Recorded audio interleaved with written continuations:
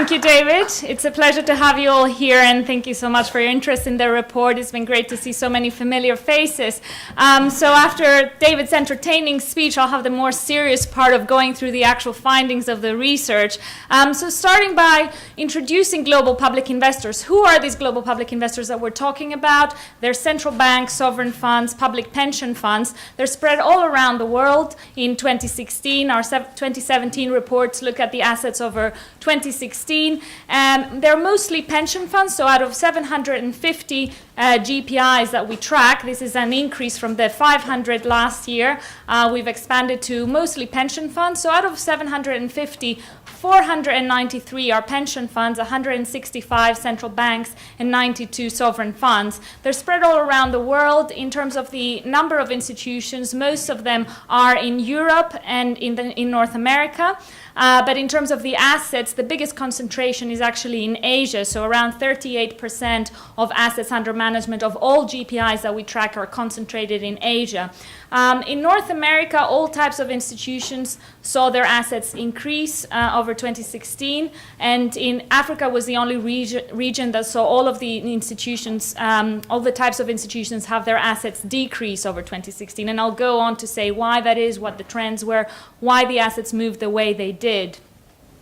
And to give you also some examples about who these global public investors are, these are the top 10 global public investors. You have big central banks like the People's Bank of China. Of course, they saw a decrease in their foreign reserves, and this is reflected in the percentage change that we saw over last year, but they still comfortably hold the first place in the ranking. Also, the pension fund in Japan, the central bank, some pension funds in the US, and of course the Middle East as well, with a strong presence in the top 10, and some European central bank, the Swiss National Bank is in the top 10 as well. So these are just some examples. There's different ways to look at global public investors, analyze the trends in their investments. One is by the type of institution. So here you can see the evolution of the assets under management of these 750 institutions over the past 3 years when OMFIF has been doing this research. And what is notable this year is that the assets of pension funds and sovereign funds grew quite a lot over 2016, but the assets of central banks actually declined. And that is mostly because central banks are more constrained in terms of the assets that they can invest in, and they saw lower returns because of that. Pension funds and sovereign funds have had more flexibility in terms of what they can invest in, and so they have had they have seen greater returns as a result.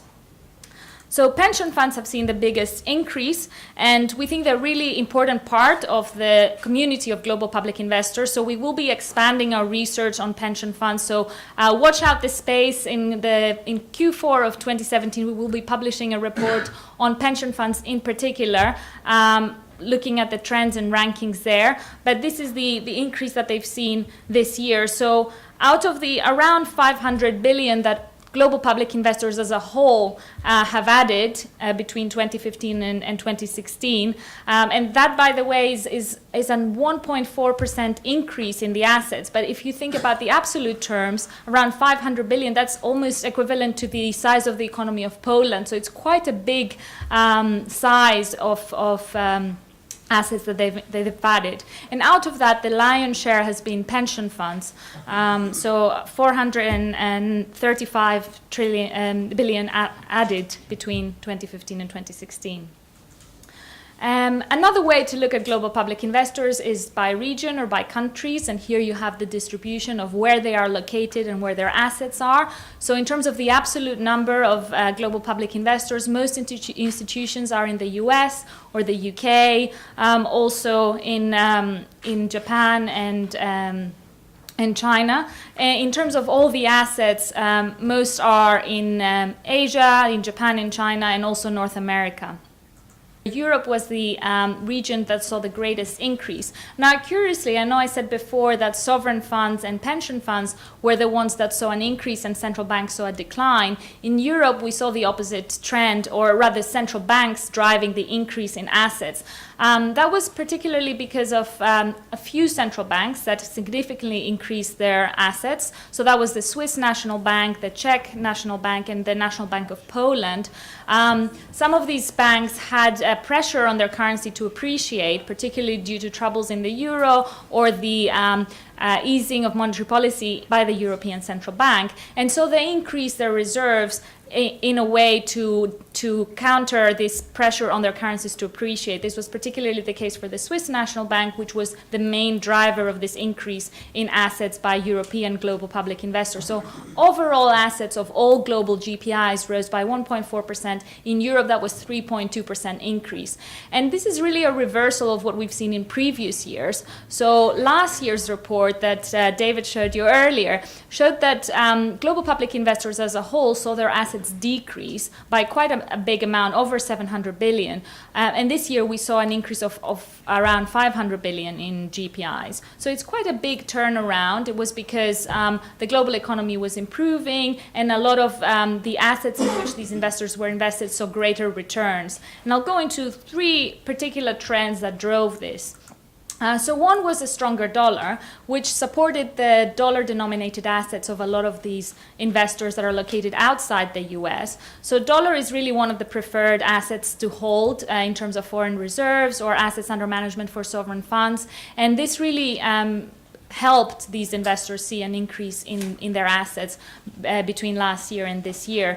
The dollar has had some ups and downs, but overall the trend of more monetary tightening in the US, we are seeing the Fed reaction today, and it's something that has supported the dollar and also the election of Donald Trump, curiously. Another trend that we've seen has been the move to equities by a lot of global public investors. As I said earlier, central banks have not really had as much of flexibility to move to equities, although this is more of a longer trend, and some of the research in the report highlights that there is some interesting findings by SSGA research in terms of what the future for central bank investment tranche of the reserves is to invest more in active fixed income and equities. And the move into equities by some of these pension funds has helped them see greater returns, because bonds, on the other hand, as you see on the other side of the chart, the yields have not been very high.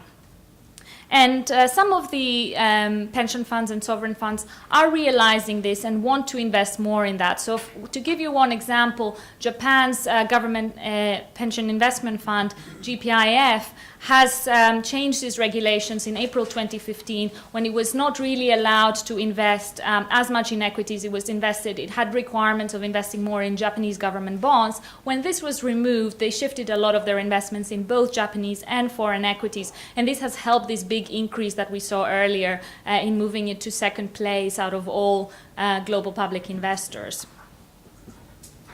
The gold price has been another of the drivers of why global public investors have seen their assets increase. This has been mainly for central banks. There is not that much information in terms of how much gold sovereign funds or pension funds might hold.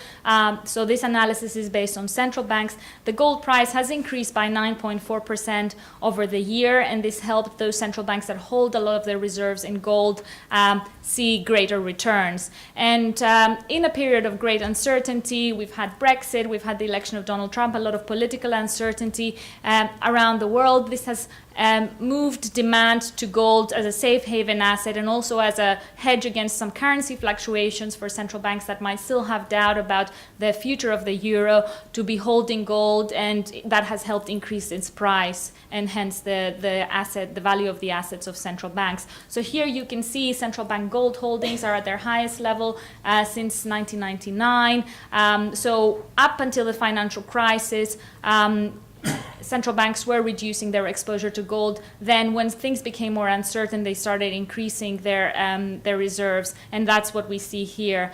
And the Central Bank of Russia was a big driver of that as well. Now, in addition to the rankings and looking at what the assets of these global public investors are, how they've changed, we also ran a survey of what they think about the future, what they're concerned about, what they're thinking of investing in. And this is a survey of GPIs from all types of institutions, so central banks, sovereign funds, public pension funds, and from all regions as well. And what they said is that they are interested in more investing in more real investments, so real estate, infrastructure, energy, as well as a strategic investment, particularly for some of the investors from Asia, part of the Belt and Road project, and telecommunications as well, looking at these investments not just in terms of the returns, but in terms of their strategic importance. And another area of focus for the GPIs was green bonds, renewables. So around 40% saying that they plan to increase or moderately increase their exposure to green investment. And this is why, as David mentioned, this is a big area of focus for OMFIF. We will be holding some podcasts and spotlights and webinars on green investments. It is a big focus area for us and for the GPIs that we work with. And finally, we also asked them what do they think the risks are for the year ahead. And well, it's not a surprise to see that political risk has dominated their concerns, everything from Brexit to geopolitical uncertainty with new alliances forming in international relations between the US, China, and Russia, and also still some worries about the euro and where it's going. So on that note, I would like to introduce Jean-Paul Villain of ADIA to tell us about what they are investing in and what they're not investing in and what the future holds. Thank you very much.